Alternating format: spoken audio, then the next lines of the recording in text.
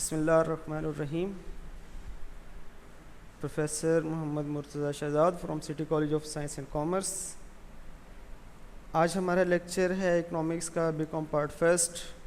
Topic हम पढ़ रहे हैं व्हाट इज़ मनी। हमारा नेक्स्ट चैप्टर है जिसमें हमने मनी और इससे रिलेटेड सारी जो क्वेश्चंस हैं उनको डिस्कस करना है। सबसे पहले ये डिस्कस किया जाएगा व्हाट इज़ मनी। मनी किसे कहा जाता है? तो इसकी definition, an asset that is generally accepted as payment for goods and services और रीपेमेंट ऑफ डेट। एक ऐसा एसेट जिसके बदले में गुड्स एंड सर्विसेज की पेमेंट की जा सकती हो या फिर डेट की पेमेंट की जा सकती हो, उसे हम मनी कहेंगे। मनी के डेफिनेशंस और उसके फंक्शन में कुछ चीज़ें और भी लिखी हुई हैं, मीडियम ऑफ एक्सचेंज वगैरह। तो an asset that is generally accepted as a payment for the goods and services. कोई भी ऐसा एसेट जिसके बदले गुड्स एंड सर्विसेज की पेमेंट्स की जा सकती हैं उसे हम मनी कहेंगे। कोई भी एसेट हो सकता था वो। इस वक्त जो हमारे पास पेपर मनी है वो हमने एक एसेट बना लिया, पैसे बना लिए, पेपर मनी बना लिया जिसके ज़रिए हम गुड्स को ख़रीद और बेच रहे हैं। इससे पहले, मनी की इन्वेंशन से पहले बार्टर सिस्टम हुआ करता था where goods are exchange with goods. Goods को गुड्स के बदले में एक्सचेंज करते थे। मतलब आज भी गाँव में इस तरह के सिस्टम चल रहे हैं कि हम गंदम देकर उसके बदले में सब्ज़ी ले रहे होते हैं या कुछ और ऐसी चीज़ें देकर उसके बदले में goods are exchange with goods हो रही होती हैं। तो इसे कहा था बार्टर सिस्टम। अब उस सिस्टम को ख़त्म करने के लिए हमने मनी बनाया, इन्वेंट किया। और वो जब चीज़ हमारे पास आ गई, अब क्या किया हमने, उस पैसे को देकर उसके बदले में गुड्स का एक्सचेंज कर रहे हैं। So an asset that is generally accepted as a medium as a payment for the goods and services is called money. कोई भी चीज़ हो सकती थी। जब हमने बार्टर सिस्टम को खैर बात किया तो उसके बाद goods as a money use होती रही। लोगों ने सिप्पियाँ, जो सहरा पर होती हैं, समंदरी इलाकों में होती हैं सिप्पियाँ, उन सिप्पियों के ज़रिए गुड्स एंड सर्विसेज की ख़रीदो फरोख्त की। कीमती पत्थरों को इस्तेमाल किया गया कि इतने पत्थर दें और इसके बदले में इतनी चीज़ मिल जाएगी। वर्जीनिया तंबाकू एक था, उसको इस्तेमाल किया गया एज ए मनी। तो मनी कोई भी एसेट हो सकता था दैट इज़ जनरली एक्सेप्टेड, जिसे लोग कबूल कर लें as payment for the goods and services. उसके बदले में वो हमें गुड्स एंड सर्विसेज दे देंगे। बुक में डेफिनेशन लिखी हुई है, उसमें बुक में इसकी हिस्ट्री भी दी हुई है कि ये कहाँ से इन्वेंट हुआ वर्ड वगैरह वगैरह। Next, functions of the money discuss करना है हमने। फर्स्ट फंक्शन है मीडियम ऑफ एक्सचेंज। ऐसा मीडियम होना चाहिए मनी के जो काम हैं, फंक्शंस हैं, उसमें पहला फंक्शन ये कि मनी एक ऐसा मीडियम होना चाहिए जिसके ज़रिए गुड्स का एक्सचेंज किया जा सके।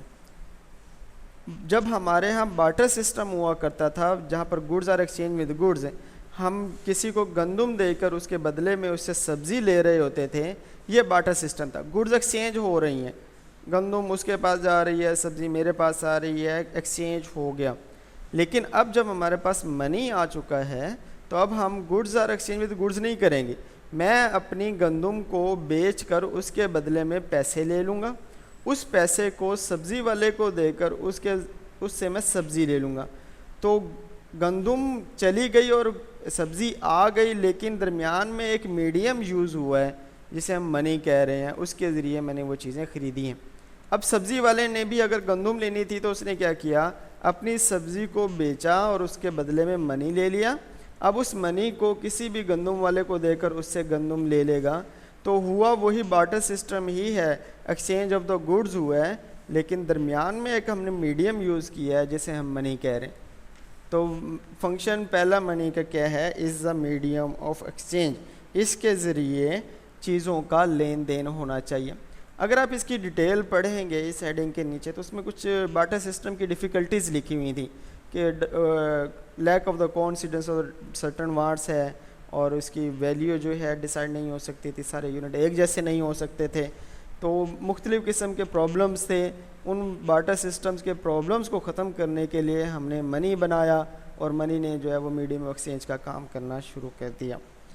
दूसरा, is a unit of account. Money एक ऐसा होना चाहिए, is the unit of account, उसके ज़रिए चीज़ों को काउंट किया जा सके। हम कहते हैं कि हमारे यहाँ जनाब फ़लाँ चीज़ इतने पैसों की है, इतने रुपए की है, वगैरह वगैरह। बाइक्स देख लें, अगर स्टूडेंट्स की बाइक्स हैं तो उनकी वैल्यू, सबकी वैल्यू एक जैसी नहीं है। हम उसको पैसों में कन्वर्ट करके बता देते हैं कि ये हमारा, इसकी बाइक के इतने पैसे हैं, इसकी बाइक के इतने पैसे हैं। दूसरा, हम इस चीज़ों को मेजर करने में हम यूनिट यूज़ करते हैं कि इस प्रोडक्ट के, इस बाइक के इतने पैसे मिलेंगे, इतने रुपए मिलेंगे, तो पाकिस्तानी करेंसी है।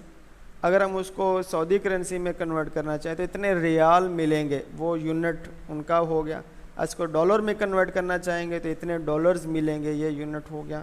यूनिट ऑफ अकाउंट मीन इस चीज़ों को काउंट किया जा सके किसी भी यूनिट में। थर्ड फंक्शन है function of money, store of the value. जो शख्स भी पैसों को इकट्ठा करता जाए उसकी वैल्यू बढ़ती जाए। जैसे जैसे मनी को बढ़ाते जाएंगे उससे वैल्यू बढ़ती जाए। अगर हमारे पास ज़्यादा पैसे इकट्ठे हो जाते हैं तो हम अमीर कहलाएंगे, अगर कम पैसे होंगे तो हम गरीब कहलाएंगे। तो स्टोर ऑफ द वैल्यू, जब जब आप मनी को स्टोर करेंगे उससे आपकी वैल्यू बढ़ती जाएगी। Fourth function, standard of the deferred payment. उधार लेन देन में मनी इस्तेमाल होना चाहिए। देखें, बार्टर सिस्टम का एक प्रॉब्लम ये भी था कि वहाँ पर डेफर्ड पेमेंट्स बहुत मुश्किल होती थी, उधार लेन देन मुश्किल होता था। सपोज़ किसी शख्स को गंदम चाहिए और वो आके आपसे कहता है जनाब मुझे आप 5 मन गंदम दे दें, जैसे हमारी गंदम हार्वेस्ट होकर आएगी हम आपको 5 मन गंदम वापस कर देंगे। तो ऑफ सीज़न में किसी भी चीज़ की प्राइस ज़्यादा होती है और जब सीज़न होता है उस चीज़ का तो तब उसकी प्राइस कम होती है। आज अगर ऑफ सीज़न हो गंदम का और वो मुझसे गंदम लेकर जा रहा है तो मुझसे महंगी गंदम लेकर जा रहा है, और जब सीज़न होगा गंदम का, हार्वेस्टिंग हो रही होगी और वो मुझे तब वापस करने आता है तब वो बहुत सस्ती होगी। तो बार्टर सिस्टम में हमें उधार लेन देन में बड़े मसाइल का सामना करना पड़ता था। जब मनी आ चुका तो आज अगर सपोज़ गंदम की कीमत 2000 रुपये मन है, मुझसे 5 मन गंदम लेके जा रहा है तो मैं उससे 10,000 ले लूँगा। कल जब गंदम की हार्वेस्टिंग हो रही होगी और तब गंदम 1000 रुपया मन होगी तो मैं उससे 10,000 की गंदम लूँगा, ना कि मैं 5 मन गंदम लूँगा। तो मनी ने ये प्रॉब्लम सॉल्व कर दिया कि अब हम एक दूसरे को उधार लेन देन कर सकते हैं। तो function of the money, fourth function के standard of the deferred payment, money जो है वो हमारी उधार लेन देन में हमारी काम आता है। जी, means of transferring value, value transfer होती है। देखें, अगर 1 लाख रुपये मेरे पास हो तो वो पैसे मेरे होंगे। अगर मैं उन 1 लाख को किसी दूसरे को दे देता हूँ तो मेरे पास उस वैल्यू ख़त्म हो गई, अब वो वैल्यू किसी और के पास चली गई। अगर वो उस पैसों को किसी और के पास भेज देता है, आगे किसी को पेमेंट कर देता है, तो वो वैल्यू आगे ट्रांसफ़र होती चली जाएगी। ऐसा नहीं है कि 1 लाख जो मेरे नाम का था वो सिर्फ मेरे पास ही फिर सारी ज़िंदगी रहेगा, किसी और के पास नहीं जा सकता। तो मीन्स ऑफ ट्रांसफरिंग वैल्यू, हम वैल्यू को ट्रांसफ़र आगे से आगे कर सकते हैं। ये 5th फंक्शन था। Medium of government payment. देखिए, बार्टर सिस्टम में एक प्रॉब्लम था कि गवर्नमेंट को अगर किसी किस्म की पेमेंट्स करनी होती थी तो हम बार्टर सिस्टम में पेमेंट नहीं कर सकते थे। बार्टर सिस्टम क्या था? Goods are exchange with goods. Suppose अगर मेरे पास गंदम है और मैंने गवर्नमेंट को किसी किस्म का कोई टैक्स पे करना है तो मैं गवर्नमेंट को किस फॉर्म में टैक्स दे कर रहा हूँ? उस दौर में पैसे तो हैं नहीं, goods are exchange with goods हो रहा है, तो क्या मैं गवर्नमेंट को गंदम देकर आऊँगा? क्या हम गवर्नमेंट को, वो मैंने अभी बताया कि कीमती पत्थरों को भी एज ए मनी यूज़ किया गया था, तो क्या हम गवर्नमेंट को वो कीमती पत्थर देकर आएँ? क्या हम गवर्नमेंट को वर्जीनिया तंबाकू देकर आएँ? तो गवर्नमेंट को बार्टर सिस्टम में पेमेंट्स करना बहुत मुश्किल होता था। हम टीचर्स हैं तो हम आपको सर्विसेज दे रहे होते हैं, उस टाइम में अगर गवर्नमेंट हमसे किसी किस्म की पेमेंट लेना चाहती है तो हम गवर्नमेंट को किस फॉर्म में पेमेंट देंगे? मैं तो सिर्फ पढ़ा सकता हूँ, मैं तो किसी किस्म की कोई चीज़ नहीं दे सकता उन्हें। पैसे उस वक्त में मनी है नहीं।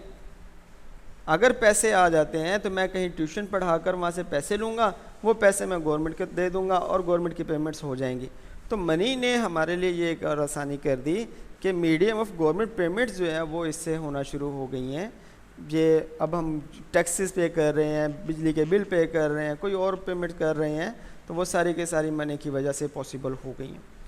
तो मनी के फंक्शंस नाब 6 फंक्शन है। मीडियम ऑफ एक्सचेंज, चीज़ों के लेन देन के लिए इस्तेमाल होता है। यूनिट ऑफ अकाउंट, चीज़ों की वैल्यू अकाउंट करने के लिए इस्तेमाल होता है। स्टोर ऑफ द वैल्यू, अगर हम पैसों को इकट्ठे करते जाएँ तो उससे हमारी वैल्यू बढ़ती जाएगी।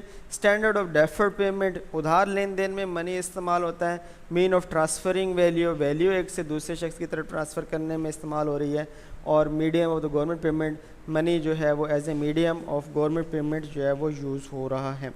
शॉर्ट क्वेश्चन में ये क्वेश्चन आ सकता है, लॉन्ग में भी आ सकता है, 10 नंबर के लिए आएगा अगर आएगा तो। What is money, explain different functions of the money in details. तो सारी डिटेल्स जो है वो हर हेडिंग के साथ लिखी हुई है, वो आप खुद लिखेंगे। बेस्ट ऑफ लक, अल्लाह हाफिज़।